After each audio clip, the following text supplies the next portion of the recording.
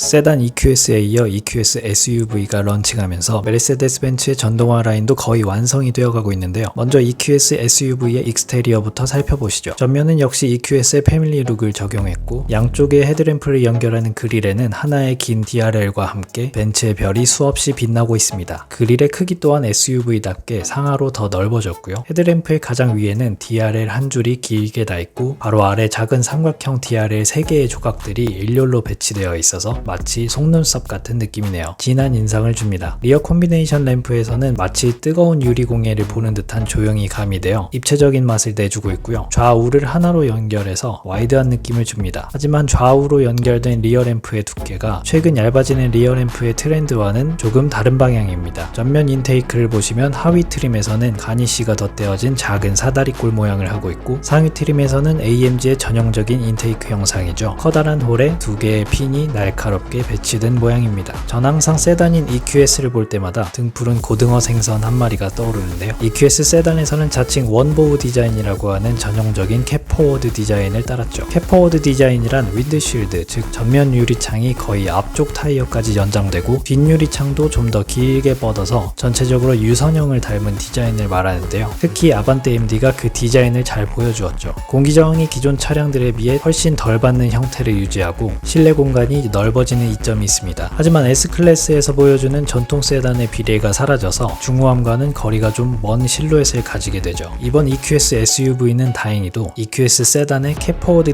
디자인만큼의 충격은 없었지만 어찌된 일인지 눈으로 보는 크기가 실제 수치가 나타내는 크기에 비해 작아 보이는 면이 없지 않아 있습니다. 이렇게 비교해도 되는 걸지 모르겠지만 저는 살짝 카렌스가 생각나네요. 측면 A필러에는 EQS 레터링이 위치하고 그 아래로는 EQS 세단에서 보였던 워셔액 투입구가 있는 것으로 보아 역시 전면 후드는 이번에도 열 수 없는 것으로 보입니다. 다른 전기차들이 프렁크를 마련하는 것과는 달리 벤츠는 후드를 열 수 없도록 하는 점이 아쉽게 다가오네요. SUV라 공간이 더 많아졌을 텐데 말이죠. 벤츠는 컨셉에서 보여준 것처럼 엣지를 최대한 없애고 순수한 볼륨감을 강조하는 디자인을 택했는데요. 이번 EQS 세단이나 EQS SUV에서도 같은 결을 따르고 있으며 컨셉에서는 그 의미가 잘 다가오는 데 반해 양산차로 오게 되었을 때 특별한 측면 캐릭터 라인이 없어 조금 밋밋해 보이는 건 사실입니다. 특히 마이바흐 SUV 컨셉에서도 이 같은 점을 강조했죠. 근데 점점 중국의 느낌이 나는 것은 무엇일까요? 제발 G박에는 놔뒀으면 좋겠습니다. 사이드미러는 플래그 타입이 장착되고 휠은 역시 공기 저항을 막기 위해 스포크의 면적이 최대한 넓도록 제작되었습니다. 아이오닉 5에서 봐온 것처럼 휠의 중앙부로 가면서 블랙 하이그로시 마감이 되어 있는 것을 볼 수 있습니다. 실내는 역시 벤츠다 라는 말이 절로 나오죠. 지난 세대 S클래스에서부터 시작된 디자인 헤리티지가 더욱 업그레이드되어 이번 전동화 모델에서도 업계를 선도해 나가는 것 같습니다. 역시 하이퍼스크린이 장착되었고 하이퍼스크린 아래 실내를 가로지르는 센터 터널부에도 벤츠의 별이 무성하게 박혀 있는데요. 조금 과한 건 아닌가 싶지만 여튼 우드의 알루미늄으로 벤츠의 별을 그려 넣었다고 하네요. EQS SUV는 전장 5125mm, 전폭 1959mm, 전고 1717mm로 1823mm인 GLS의 전고에 비해 100mm 이상 낮아졌습니다. 이는 GLE보다도 낮은 전고이며 그 외 다른 치수는 GLS와 GLE 사이에 위치합니다. 7인승을 위한 3열 시트가 마련되고 두 번째 열에는 엔터테인먼트를 위한 큰 디스플레이가 각각 배치됩니다. 다만 이것은 BMW의 새로운 7 시리즈에서 보여주었던 와이드 디스플레이에는 못 미치네요. 부메스터 사운드 시스템이 장착되고 돌비 애트모스 사운드 시스템을 지원한다고 합니다. 트렁크는 2100리터의 용량을 가지고 배터리는 107.8kWh로 F150 라이트닝의 기본 배터리 98kWh보다 더 큰 용량이며 EQS 450 플러스 트림에서는 최대 660km의 이동거리를 가질 것이라고 합니다. 15분 충전했을 경우 250km를 갈 수 있는 충전 사양을 갖추었다고 하네요. 또한 벤츠의 자랑이죠. 10도까지 회전 가능한 후륜 조향이 적용됩니다. SUV인 만큼 오프로드 모드도 탑재되어 있다고 하네요. 또한 모든 자동차 회사들의 소프트웨어 트렌드인 OTA 업데이트도 마련되어 점점 진화하는 EQS SUV가 될 것입니다. 이번 EQS SUV는 올해 하반기에 시장에 투입될 예정이고 시작 가격은 현재 환율로 약 1억 3천만 원입니다. 개인적으로 실내는 플래그십 인정, 하지만 실외에는 아직 잘 모르겠어요. BMW iX가 최대 경쟁자로 점쳐지는데 과연 어떤 회사가 승기를 잡을 수 있을까요? 지금까지 시청해주셔서 감사합니다.